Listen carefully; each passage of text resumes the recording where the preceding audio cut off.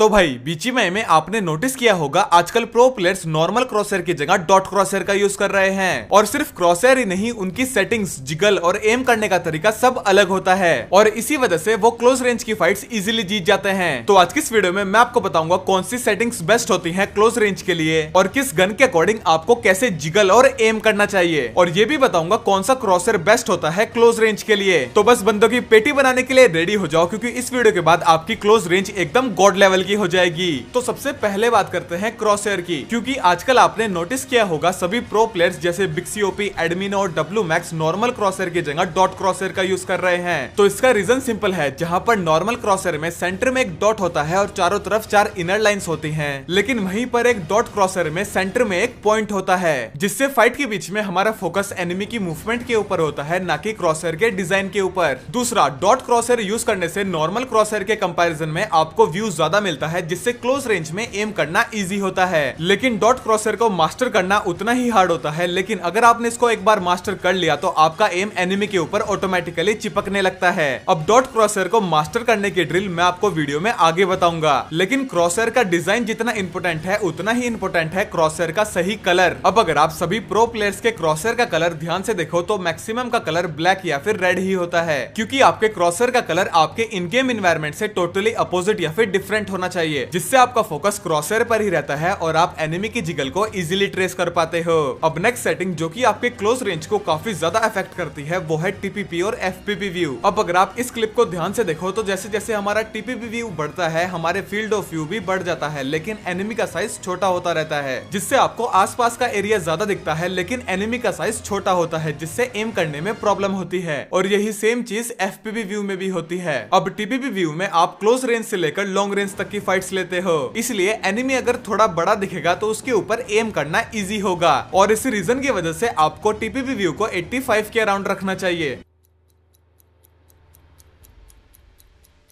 अब अगर बात करें एफपीवी फाइट्स की तो वो मेनली कंपाउंड के अंदर या फिर बिल्डिंग के अंदर होती हैं, और इसी वजह से आपको एफपीवी व्यू को मैक्सिमम रखना चाहिए, जिससे आपको ज्यादा एरिया दिखेगा और एनिमी के ऊपर एम करना भी इजी होगा। अब नेक्स्ट सेटिंग आती है हॉरिजॉन्टल स्वाइप एक्सेलरेशन, जिसको आपको हमेशा इनेबल ही करके खेलना चाहिए, और इसका रीजन मैं आपको लास्ट वीडियो में ऑलरेडी एक्सप्लेन कर चुका हूँ। अब नेक्स्ट सेटिंग आती है फायरिंग मोड डिस्प्ले बटन। अब इसको आपको सेपरेट पर कर देना है और कंट्रोल्स में जाने के बाद आपको फायरिंग मोड वाले बटन को गन से थोड़ा दूर प्लेस करना है और ओवरलैप कर देना है। सो अब तक हमने बात करी सेटिंग्स की, लेकिन क्लोज रेंज फाइट्स को जीतने के लिए सिर्फ सेटिंग्स काम नहीं आती, काम आती है आपके गन के अकॉर्डिंग सही जिगल और एम प्लेसमेंट, क्योंकि हर गन का मैकेनिज्म अलग होता है और उस गन से फाइट लेने का तरीका भी अलग होता है। तो सबसे पहले बात करते हैं शॉटगन की। देखो, शॉटगन फाइट्स में सबसे इंपोर्टेंट होता है आपका एम, और इसलिए शॉटगन यूज करते टाइम आपको ज्यादा फैंसी मूवमेंट नहीं करनी है, आपको सिंपल वन साइडेड या फिर लॉन्ग जिगल करनी है, और इसके साथ ही आपको अपने एम को एनिमी की चेस्ट पर रखना है, जिससे एनिमी को मैक्सिमम डैमेज होता है। तो अब बात करते हैं एसएमजीज जैसे यूएमपी45 और पीपी बाइजन की। देखो, एसएमजी गन का बुलेट स्प्रेड कम होता है, जिससे आपका क्रॉसर जहां पर होगा आपकी बुलेट्स वहीं लगेगी, और इसीलिए एसएमजी से फाइट करते टाइम आपको अपने एम को एनिमी के हेड पर ही रखना चाहिए, और इसके साथ ही एनिमी की बुलेट से बचने के लिए आपको शॉर्ट या फिर वन साइडेड जिगल का यूज करना है। तो अब नेक्स्ट बात करते हैं एआर गन्स जैसे कि M416 और एकेएम की। अब एआर गन्स का बुलेट स्प्रेड ज्यादा होता है, जिससे आपका एम जहां पर होगा उसके आसपास भी बुलेट्स लगती हैं, और इसीलिए एआर गन्स के केस में आपको अपने एम को एनिमी की नेक पर रखना चाहिए, और एनिमी पर एम सही से करने के लिए आपको लॉन्ग जिगल और क्राउच का यूज करना है। सो ये तो हमने बात करी गन के अकॉर्डिंग सही जिगल और एम कैसे करना चाहिए, लेकिन अब देखते हैं अगर एनिमी लेफ्ट साइड पर हो तो हमें फाइट्स कैसे लेनी चाहिए, और अगर राइट साइड पर हो तो हमें फाइट्स को कैसे एग्जीक्यूट करना चाहिए, क्योंकि जरूरी नहीं एनिमी हमेशा हमारी राइट साइड में ही हो। तो सबसे पहले बात करते हैं लेफ्ट साइड फाइट की, जहां पर मोस्टली प्लेयर्स को प्रॉब्लम होती है,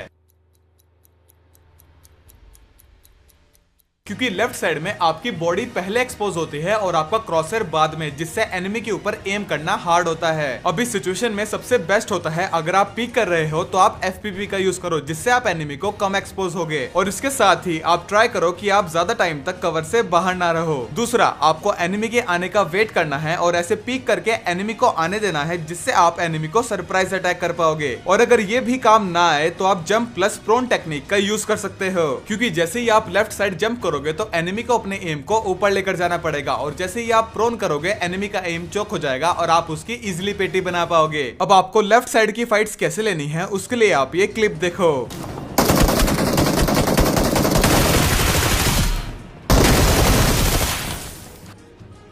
अब इस क्लिप में बिक्सी भाई के लेफ्ट साइड में दो बंदे थे, तो पहले बंदे को तो बिक्सी भाई FPP स्विच करके जंप शॉट मारते हैं और दूसरे वाले बंदे को FPP plus peak plus scope open करके इजीली पेटी बना देते हैं। अब लेफ्ट साइड में फाइट लेते टाइम FPP का यूज करना काफी ज्यादा इंपोर्टेंट होता है। अब आप इस क्लिप को ही देख लो। तो रश करते हैं।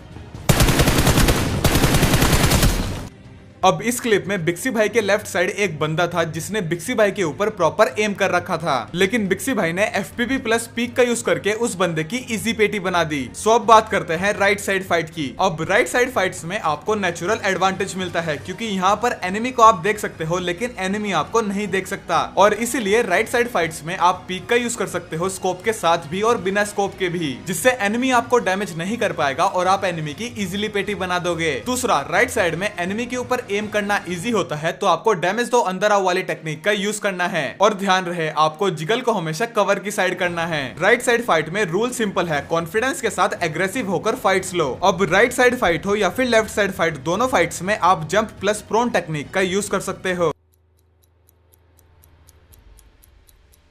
और इसके लिए आप ये क्लिप देखो।